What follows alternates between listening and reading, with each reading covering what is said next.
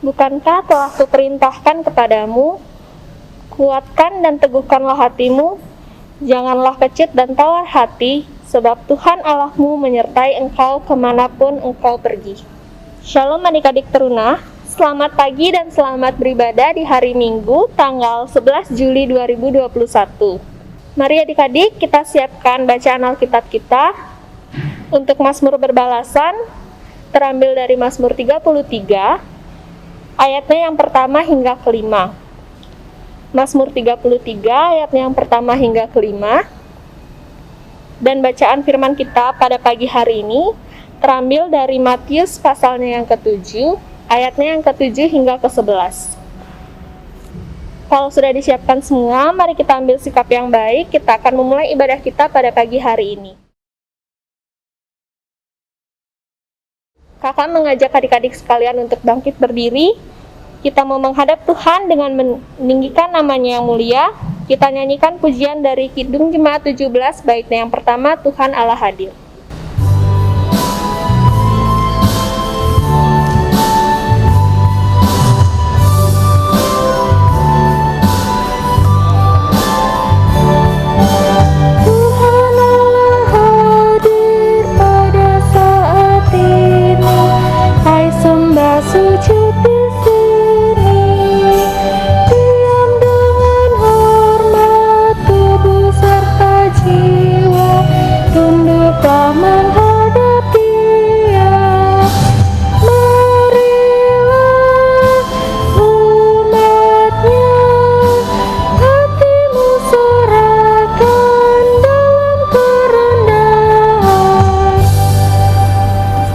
Masih tetap berdiri, mari kita bawa ibadah kita di dalam doa. Mari kita berdoa. Selamat pagi Bapa, terima kasih atas kasih dan penyertaan-Mu sehingga kami bisa bertemu di dalam ibadah hari Minggu Persekutuan Taruna pagi hari ini ya Bapa.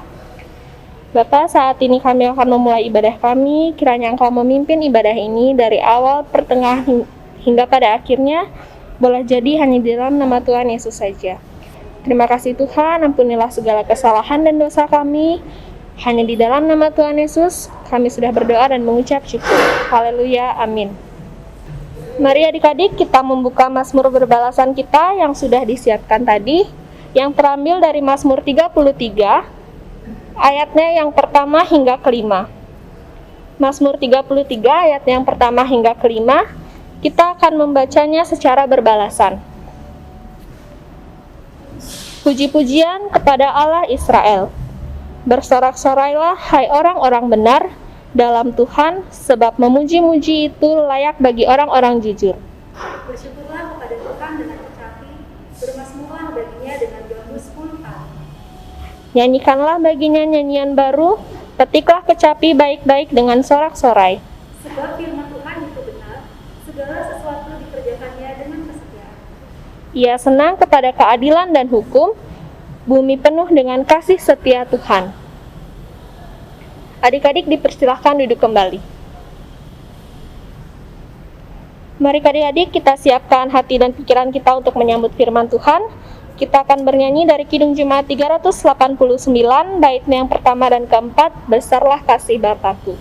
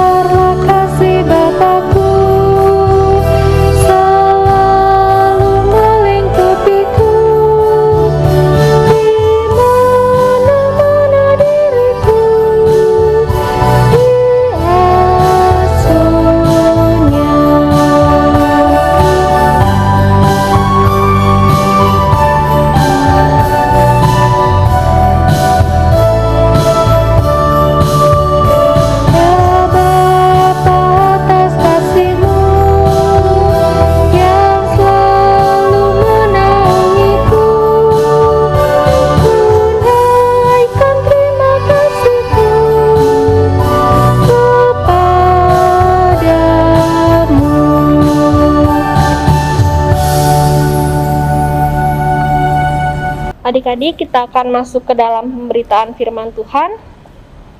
Mari kita sama-sama buka Alkitab kita dari kitab Matius Matiusnya yang pasalnya yang ke-7, ayatnya yang ke-7 hingga 11. Kakak undang adik-adik untuk bangkit berdiri, kita akan membaca firman Tuhan secara bersama-sama. Hal pengabulan doa. Mintalah, maka akan diberikan kepadamu. Carilah, maka kamu akan mendapat.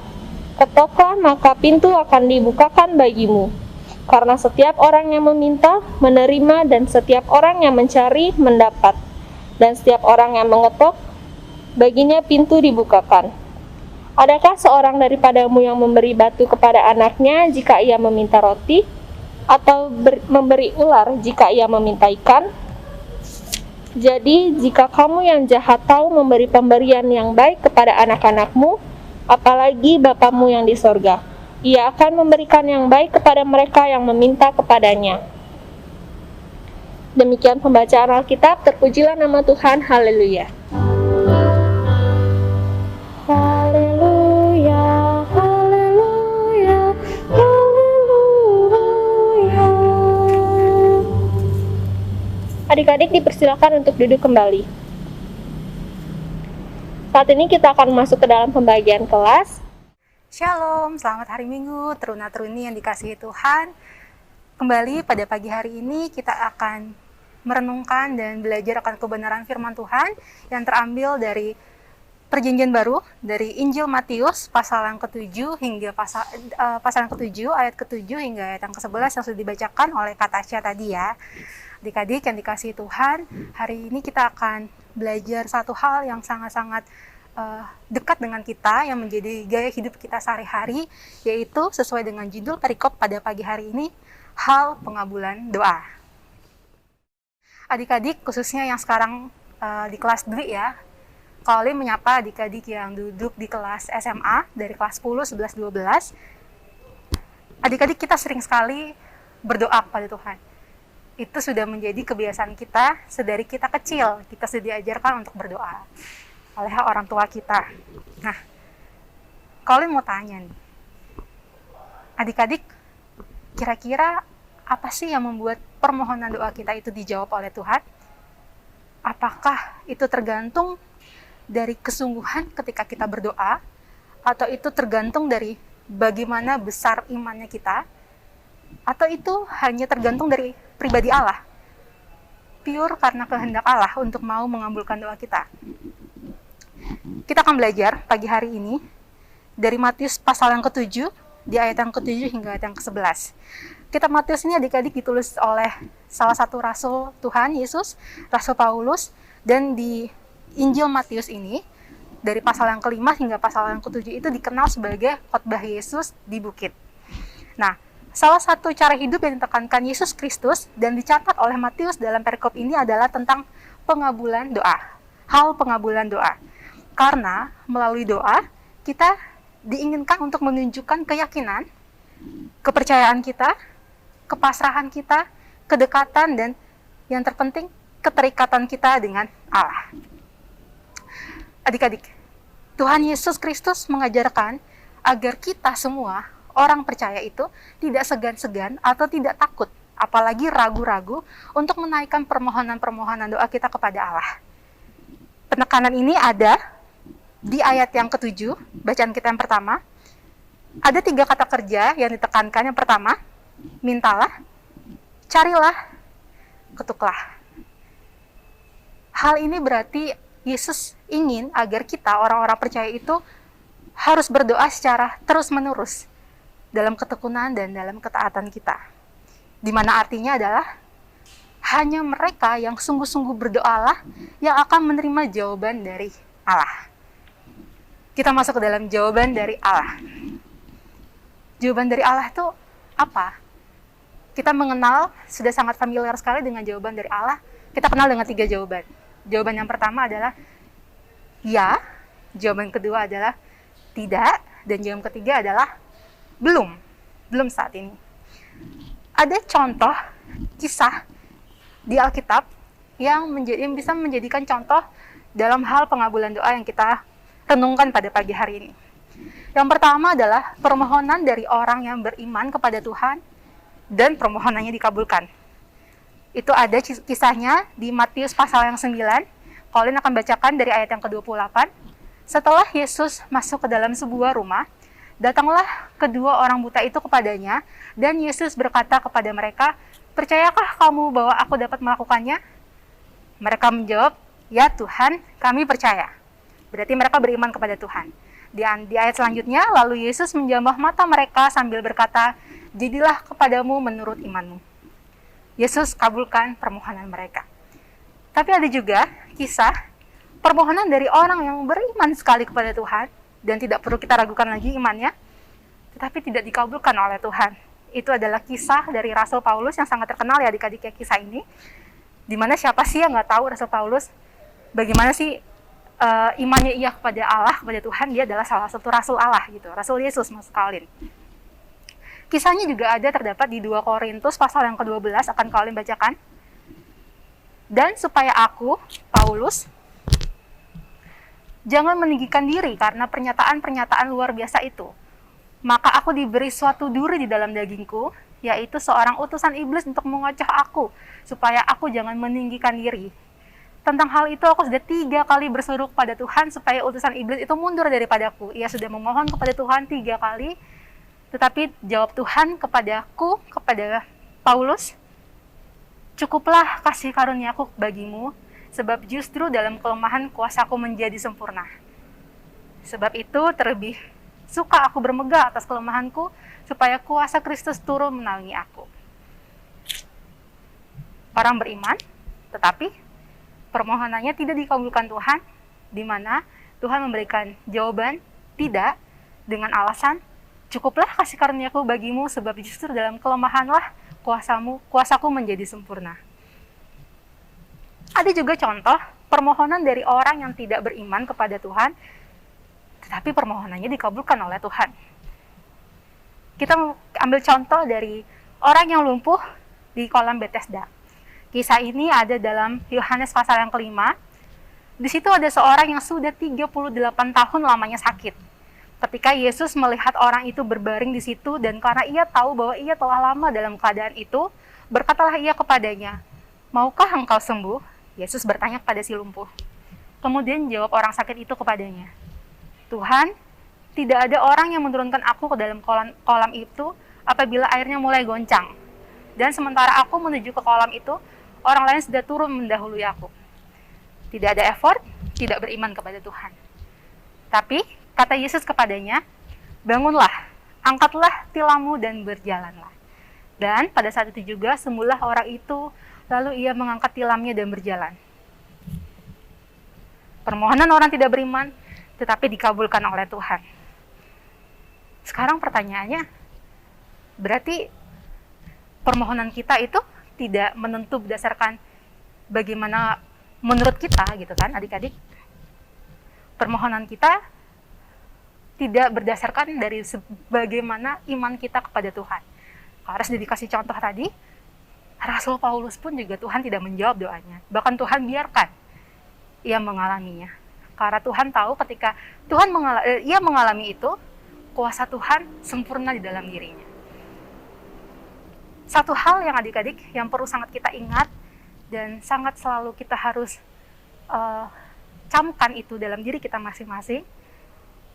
Pernyataan Tuhan yang terdapat dalam 1 Yohanes 5 ayat yang ke-14. Dan inilah keberanian percaya kita kepadanya, yaitu supaya ia mengabulkan doa kita jikalau kita meminta sesuatu kepadanya menurut kehendaknya. Tuhan Allah akan mengabulkan doa dan permohonan seseorang itu hanya berdasarkan kehendak dari Tuhan itu sendiri. Kita harus tahu adik-adik, ketika kita mengajukan permohonan doa kita harus yakin bahwa Tuhan itu mendengar doa kita. Semua doa kita yang kita naikkan dengan sungguh-sungguh, Tuhan mendengar doa kita. Tapi karena doa itu adalah komunikasi dengan Allah, dengan Tuhan, itu berarti kita berdialog.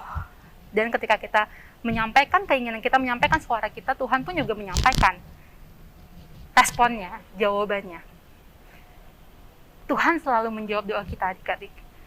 Tuhan selalu menjawab yang kita butuhkan. bukan yang kita inginkan. Doa dikatakan adik-adik sebagai nafas hidup orang percaya.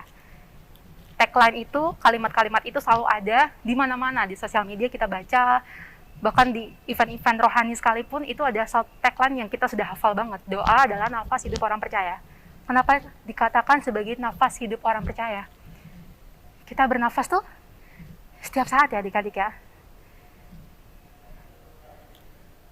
Kita butuh bernafas. Kita lakukan nafas itu bukan cuma sekali, dan itu bertahan dalam jangka waktu tertentu. Tidak. Kita butuh nafas setiap saat. Dan doa itu digambarkan seperti itu adik-adik. Kebutuhan kita yang kita butuhkan setiap saat. Doa juga membuat kita terus bergantung di dalam hidup ini hanya kepada Allah, hanya kepada Tuhan. Dan doa orang percaya, doa orang Kristen, orang yang percaya kepada Yesus Kristus, itu doanya tidak dibatasi oleh apapun adik-adik. Tidak dibatasi oleh waktu, tidak dibatasi oleh tempat. Kita berdoa tidak ketika waktu-waktu tertentu saja. Dan kita berdoa bukan di tempat-tempat tertentu saja. Kita mempunyai hubungan yang langsung kepada Allah hanya melalui Yesus Kristus, dan doa kita pun sampai kepada Allah. Doa itu kebutuhan kita adik-adik. Dengan terus kita berdoa, berkomunikasi dengan Allah, itu menjadikan kita pribadi yang tidak mengandalkan diri kita sendiri atau mengandalkan orang lain. Sehingga ketika kita membiasakan itu dan menjadi gaya hidup kita, menjadi nafas kita, kita akan mempunyai hubungan yang intim atau hubungan yang akrab dengan Allah. Hubungan yang intim atau hubungan yang akrab dengan Allah ini akan membawa kita kepada perubahan perilaku hidup. Karena ketika kita mempunyai hubungan yang akrab, yang intim dengan Allah, yang kita inginkan itu hanyalah menyenangkan hati Allah. Kita sudah selesai dengan diri kita dan kita tidak ada keinginan-keinginan sendiri. Tapi seluruh keinginan kita itu hanya semata-mata untuk menyenangkan hati Allah.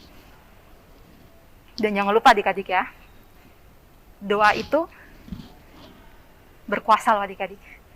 Doa itu sangat berkuasa. Kalian akan bacakan, itu terdapat dalam Yakobus 5 ayat yang ke-16.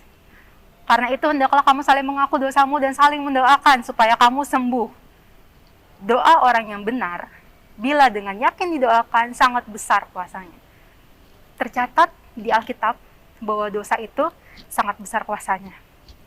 Nah, karena doa itu sangat besar kuasanya, dan kita semua ini adalah sama di mata Tuhan, jadi tidak ada lagi pemikiran-pemikiran atau kebiasaan-kebiasaan kita yang lalu, di mana mungkin itu kebiasaan yang salah, di mana kita mengandalkan orang lain untuk berdoa untuk kita. Mungkin adik-adik sering ya, ketika ada suatu kejadian, atau ada suatu pergumulan gitu kan ya, struggle hidup adik-adik pasti ingin minta didoakan kan sama orang lain.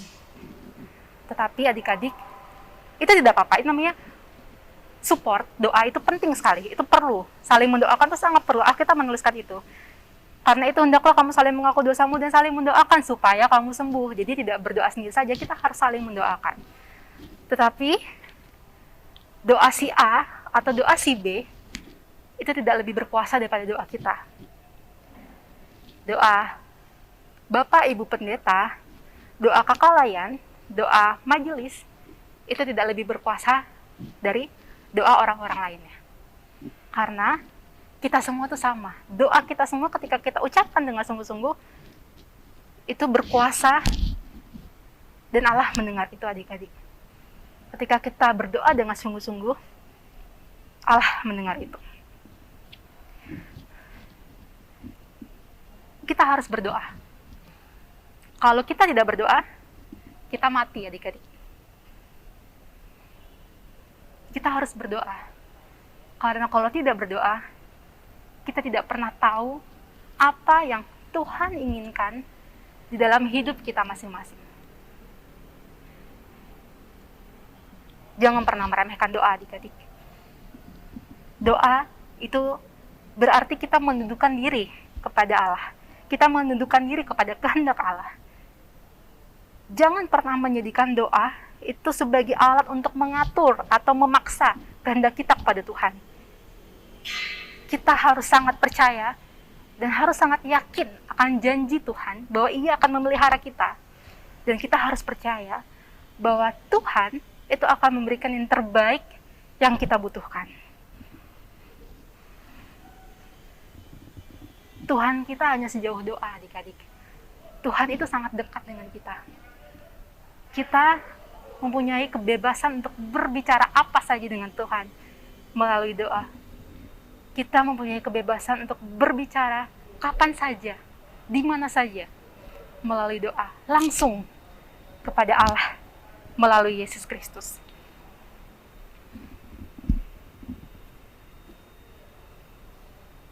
Ayat yang ke-11.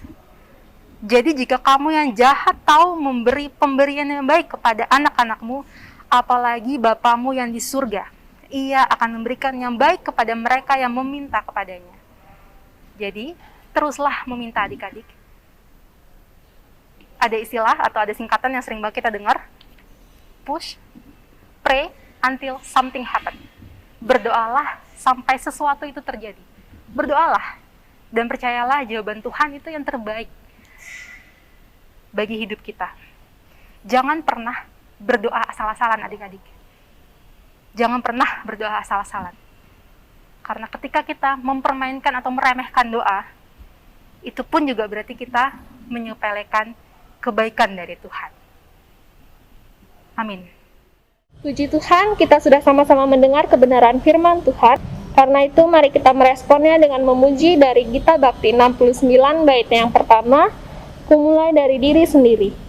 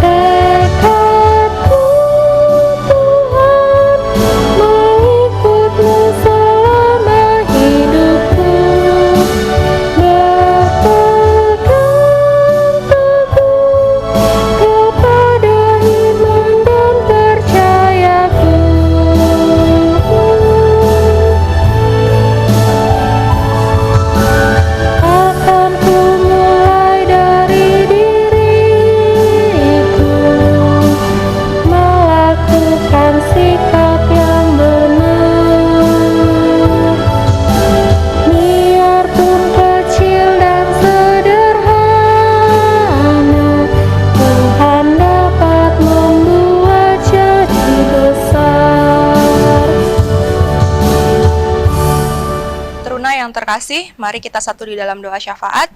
Kak Amel akan memimpin dalam doa dan adik-adik di rumah juga berdoa di rumah masing-masing.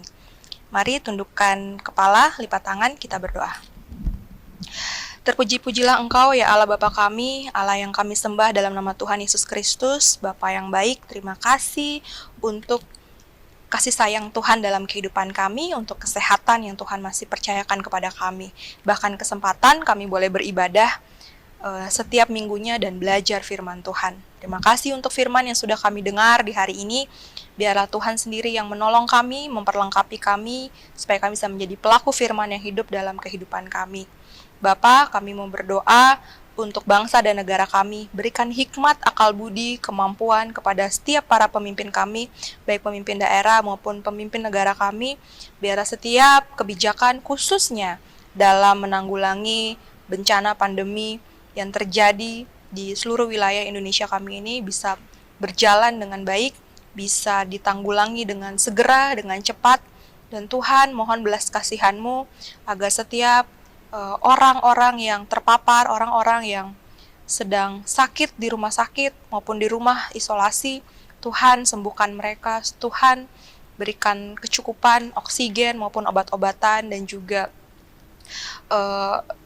peningkatan imun tubuh agar angka korban COVID ini boleh semakin kecil, dan juga Tuhan berkati jalannya setiap proses vaksinasi di seluruh wilayah itu boleh segera terrealisasi agar semakin banyak masyarakat yang sungguh-sungguh mengikuti vaksinasi. Terima kasih Tuhan, kami serahkan kehidupan kami, jauhkan kami dari sakit penyakit dan mara bahaya Tuhan. Lindungilah orang tua kami yang bekerja, mungkin masih di luar rumah Tuhan. Biarlah Papa dan Mama kami Tuhan jaga, lindungi, dan Tuhan cukupkan berkat bagi keluarga kami Tuhan, agar setiap kebutuhan itu boleh tercukupi. Ya Allah, kami mohon belas kasihan-Mu juga untuk gereja kami. Biarlah pelayanan menguatkan iman percaya dan juga kebutuhan rohani setiap jemaat di gereja kami ini boleh terlayani dengan baik oleh setiap pelayan, setiap pendeta, setiap hamba-hamba Tuhan yang mengambil bagian dalam pelayanan ini. Bahkan setiap jemaat juga boleh saling membantu, memperhatikan satu sama lain, supaya kami boleh kuat bersama-sama melewati masa-masa sulit ini. Terima kasih Bapak, khusus berdoa untuk Pulau Bali ini. Tuhan, biarlah Tuhan sertai kami semua, para warganya, warga kota, dan juga seluruh Pulau Bali ini. Kami boleh tetap mematuhi protokol kesehatan, kami boleh berjalan bersama-sama, saling membantu pemerintah juga satu sama lain. Biarlah kami boleh saling melindungi satu sama lain juga. Terima kasih Bapak, berkatilah para teruna dalam proses studi mereka maupun mengisi liburan mereka dan mempersiapkan masuk tahun ajaran yang baru nanti. Kiranya Tuhan berikan mereka kemampuan, kekuatan, kesabaran dalam beradaptasi dengan semua perubahan yang terjadi, khususnya dalam sistem belajar mengajar mereka yang mereka alami ini. Terima kasih Bapak, berikanlah kami semua iman percaya kami tidak tumbang, tidak down Tuhan, supaya kami bisa tetap saling kuat walaupun kami sedang berada dalam situasi yang sulit ini. Terima kasih Bapak, inilah doa syafaat kami yang kami alaskan hanya dalam nama Tuhan Yesus Kristus, Tuhan dan Juru Selamat kami yang hidup, yang sudah mengajarkan kami berdoa bersama. Bapa kami yang ada di surga, dikuduskanlah nama-Mu, datanglah kerajaan-Mu, jadilah kehendak-Mu di bumi seperti di surga. Berikanlah kami pada hari ini makan kami yang secukupnya, dan ampunilah kami akan kesalahan kami, seperti kami juga mengampuni orang yang bersalah kepada kami. Dan janganlah membawa kami ke dalam pencobaan, tapi lepaskanlah kami daripada yang jahat.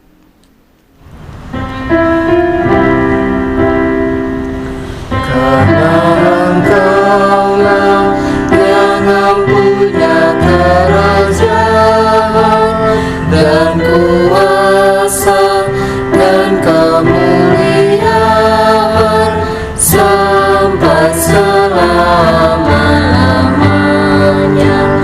Amin. Mari adik-adik kita siapkan persembahan kita sebagai ungkapan syukur kita kepada Tuhan. Persembahan adik-adik bisa dimasukkan ke dalam amplop, lalu dititipkan kepada papa mama untuk dibawa ke gereja, atau bisa langsung ditransfer melalui rekening gereja. Sambil memberikan persembahan, mari kita mengangkat pujian dari Gita Bakti 86, baitnya yang pertama dan kedua, Aku Bersyukur.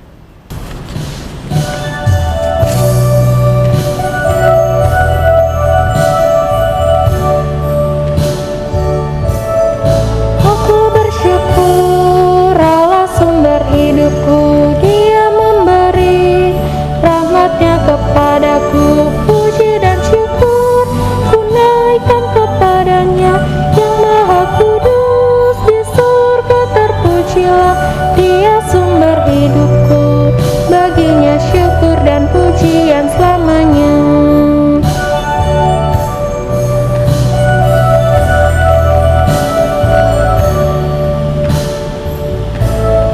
Aku bersyukur Allah sumber hidupku, susah dan senang ku bersandar padanya. Puji dan syukur ku naikkan kepadanya, yang maha kudus di surga terpujilah.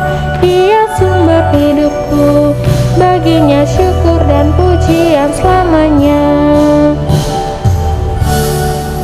Kakak undang adik-adik untuk bangkit berdiri. Kita akan membawa persembahan kita di dalam doa syukur. Mari kita berdoa.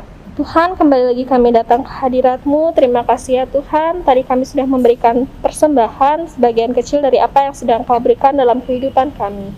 Biarlah apa yang sudah kami berikan bisa berguna bagi program-program gereja dan sekitarnya. Ya Tuhan, berkatilah tangan-tangan yang sudah memberikan, berkati kami semua dalam kasih dan kemurahan-Mu. Terima kasih ya Tuhan, ampuni kesalahan dan dosa kami. Haleluya, amin. Adik-adik, kita masih tetap berdiri. Kita akan masuk ke dalam pengutusan sambil bernyanyi dari Gita Bakti 225, dari semula telah Kau tetapkan.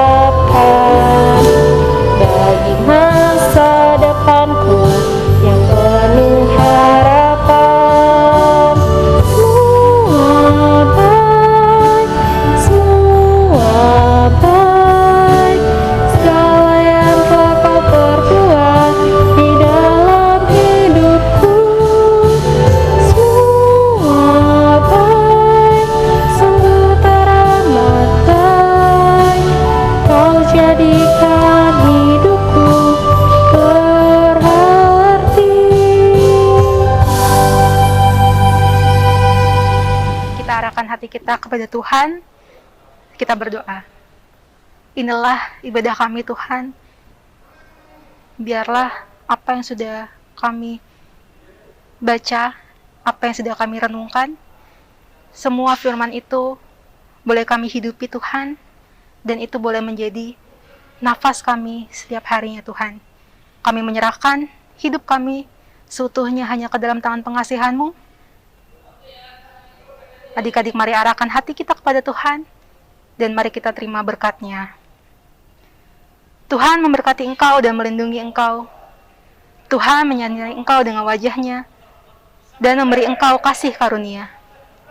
Tuhan menghadapkan wajah-Nya kepadamu, dan memberi engkau damai sejahtera.